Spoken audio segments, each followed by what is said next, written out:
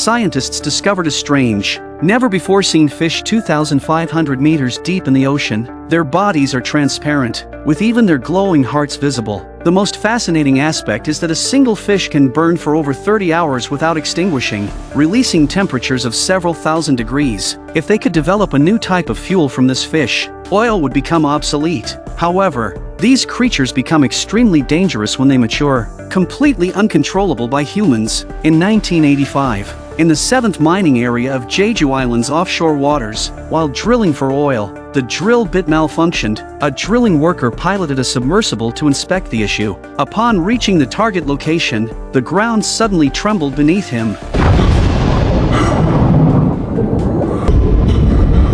Immediately, a group of strange glowing fish appeared around the drill bit, seemingly harmless to humans. Out of curiosity, the man reached up to touch them. The next second, the rock layer suddenly collapsed. As the man was about to fall, the small fish mutated and began to attack everything around them frantically. The man was devoured by these creatures before he could even scream. The drilling project was indefinitely suspended due to the unstable geological structure of the sea area. 25 years later, due to the increasing demand for oil, the authorities reopened the 7th offshore mining area. The daughter of the drilling worker, Hae-jun, had inherited her father's job. Despite being a woman, she worked harder than any man. However, after half a year of effort, they still hadn't struck oil, and the machinery broke down multiple times. The initially enthusiastic drilling crew grew increasingly despondent. If they couldn't find oil soon, they would have to abandon the site. 2 years passed quickly, and with the massive investment in the 7th mining area,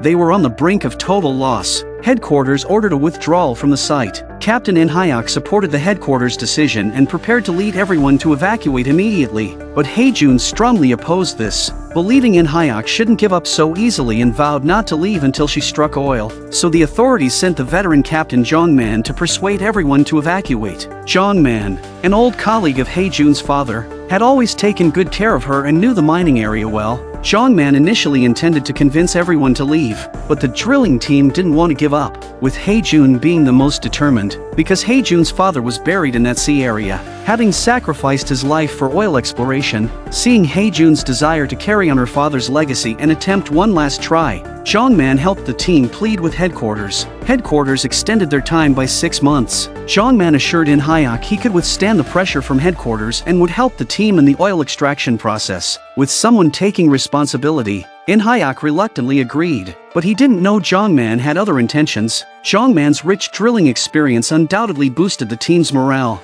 Under Jong-man's leadership, the final exploration surprisingly struck oil. The team cheered in celebration. In the following months, the crew enjoyed a rare period of relaxation and joy. Unbeknownst to them, a disaster was looming. A person in protective gear secretly opened a hidden laboratory. The lab was in chaos, as if something had escaped from a cage. At this moment, due to a damaged oil transmission pipe, Hae-jun and Hyun-woo donned deep-sea suits and dived to repair the pipeline. Initially, everything went smoothly, but as they began welding the pipe, an unexpected event occurred. An unknown creature flashed by,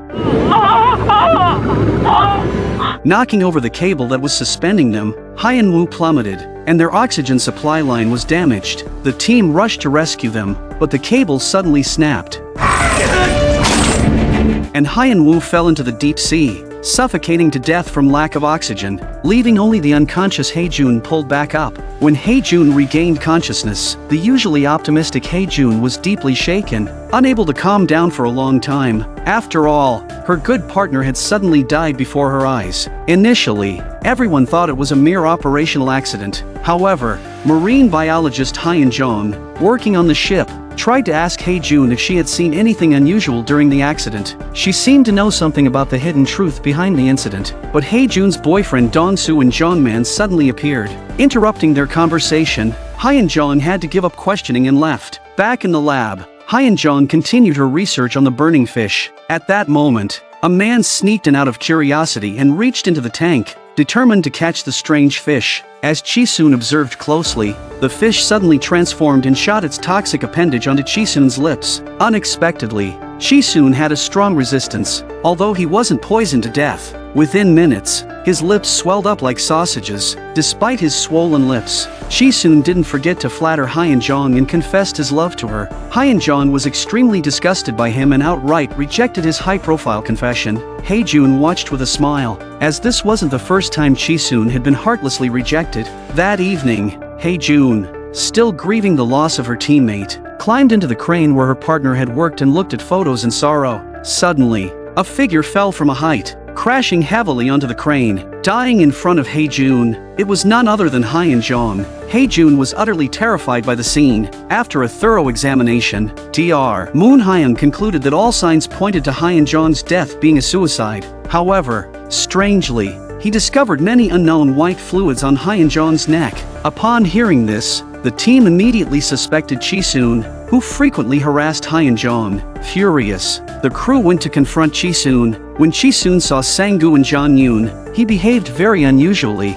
insisting he did not kill Hyun-jong. Without further ado, Sang-gu and Jong-yoon beat Chi-soon up. Earlier that night, they had seen Hyun-jong standing nervously at a high point, with Chi-soon, drunk, persistently bothering her. Sang-gu and Jong-yoon, who witnessed everything, initially wanted to help but felt awkward. After all, it was like a toad lusting after a swan. They could only laugh it off. Who knew that shortly after, Hyun-jong would have an accident? After beating up Chi-soon, they dragged him to Hyun-jong's corpse, demanding him to confess. Seeing Hyun-jong's tragic state, Chi-soon cried his heart out and refused to admit any guilt. Hearing this, Sang-gu wanted to beat Chi-soon again, but Moon Hyun stopped him just in time. Through microscopic observation, Moon Hyun had discovered some abnormalities in the semen. He suggested they conduct a DNA comparison before determining the perpetrator, but Chi-soon was usually timid and weak, and Hae-jun couldn't believe he would do such a thing, unless the fish's toxin had scrambled his mind, turning a weakling into a raging beast. Hae-jun remembered Hyun-jong's hesitant expression, as if she had something to tell her. Subsequently, Hae-jun went alone to Hyun-jong's lab to investigate the truth. The lab was filled with tanks containing those burning fish and countless drugs. Suddenly, a large rat jumped out, startling Hae-jun. Just then, Hae-jun saw a shadow flicker in the corridor, but when she chased after it, there was no trace of anyone. Behind her, she heard a dripping sound. She saw thick white fluid on the pipe, similar to the unknown liquid found on Hyun-jong. To uncover the cause of Hyun-jong's death, Moon Hyun compared the fluids. Suddenly, he heard a noise outside and went to check.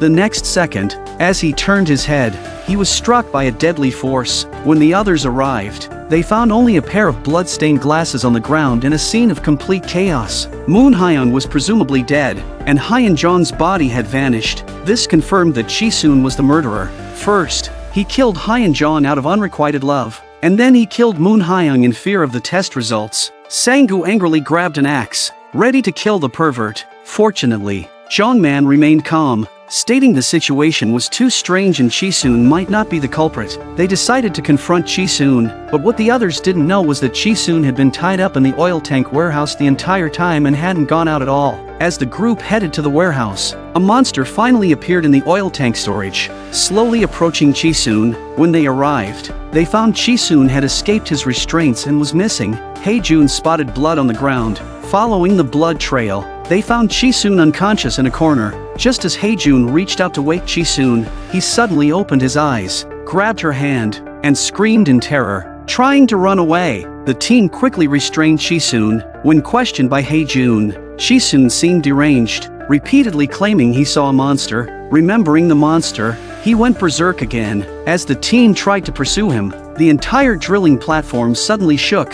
As the storm raged, the drilling platform bobbed in the waves, causing issues with the power system. Chi-soon, terrified, ran out of the warehouse in a frenzy. The team immediately split up to chase him. During the pursuit, Hae-jun and Dong-soo witnessed a horrifying sight. A terrifying monster crawled slowly past them. The sight of such a fearsome creature left Hae-jun and Dong-soo frozen in place. Chi-soon in the corridor was trembling with fear. This horrible creature jumped in front of him. The monster was covered in tentacles, with a huge mouth that split all the way to its back. Hae-jun and Dong-soo followed the monster's trail to the power room. They found it had become the monster's breeding ground. The bodies of Hyun-jong and Moon Hyun were there, along with Chi-soon, who had also been killed and used as food for the monster's eggs. The wind and rain lashed the drilling platform like countless whips. The people in the command room try to contact the outside world, but the satellite phones are all out of order. Returning, Hae-jun informed everyone about the monster, urging them to escape immediately.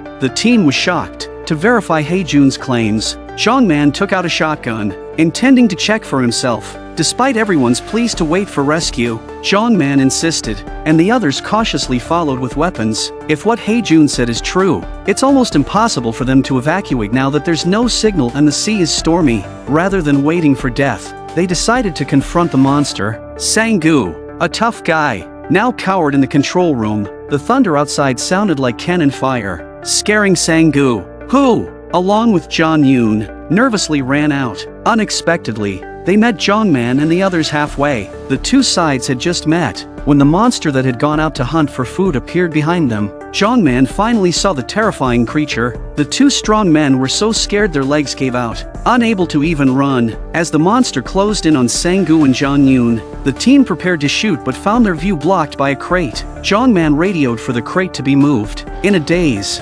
Sang-gu clapped his hands, his fear-addled mind making him act foolishly. This idiotic move angered the monster. The next second, the monster launched a fierce attack. Caught off guard, John-yoon was ensnared by the monster's tentacles, tossed around violently. Humans were mere toys to the monster.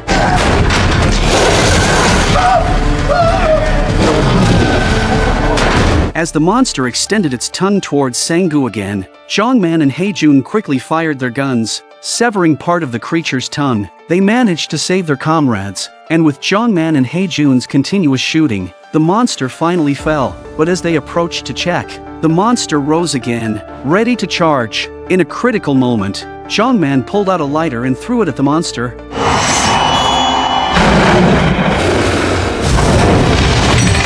To their surprise, the monster immediately caught fire, screaming in agony. Though effective, this move enraged the monster completely. To escape the monster, they barely managed to hide in an elevator, narrowly avoiding death. But this was far from over. The relentless monster wouldn't give up easily. With a loud crash, the monster leaped onto the top of the elevator. The elevator stopped abruptly under the creature's weight. Though the monster couldn't see them inside, it used its long tongue to shatter the elevator's glass. Searching for them, everyone held their breath, too scared to move. Just as they sighed in relief, the monster's tongue suddenly shot back in, nearly piercing Sang-gu's head. They remained silent in terror. Just as the monster tries a circle, the smell of blood emanating from John-yoon attracts it. As they were about to be discovered, Hae-jun bravely grabbed an axe and chopped off the monster's tongue. The monster recoiled in pain. Retracting its tongue, Hae-jun quickly started the elevator, finally shaking off the monster. Back in the lab,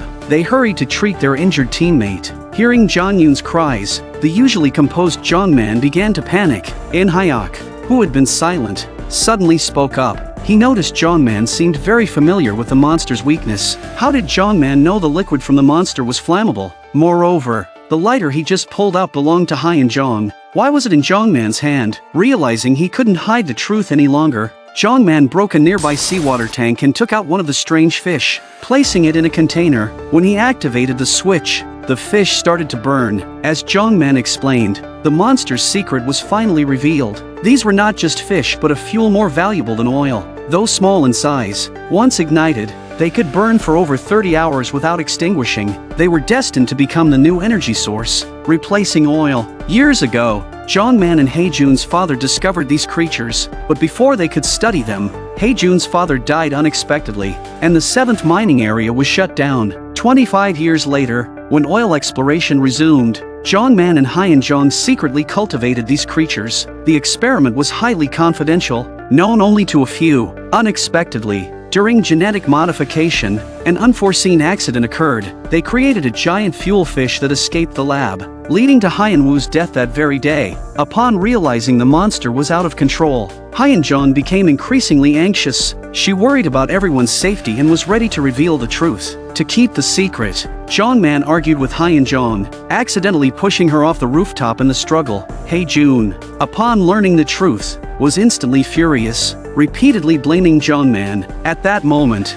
they heard the monster's footsteps outside, and everyone tensed up. In the next second, the monster reappeared in front of them and started hitting the glass again and again. The only protective glass is about to collapse under its impact. In the face of danger, they had no choice but to flee. Jungman, lagging behind, was caught by the monster. Seeing no chance of escape, he decided to stay behind to buy more time for the others. Jeanma was thrown around by the monster and he quickly grabbed a bottle of acid on the shelf and threw it hard at the monster. Though the monster's skin was tough as steel, it was severely damaged. The monster flung Jungman aside and fled in pain. Jungman narrowly escaped with his life. Meanwhile, Haejun and the others gathered together. Their only chance of survival was to use the emergency submarine to escape. Haejun instructed In-hyuk to take the injured team members to the submarine area. She and her boyfriend carefully made their way to the power room occupied by the monster and successfully restarted the drilling platform's power. Unexpectedly, the monster quickly caught up with In-hyuk and the others. The creature unleashed its fury upon them.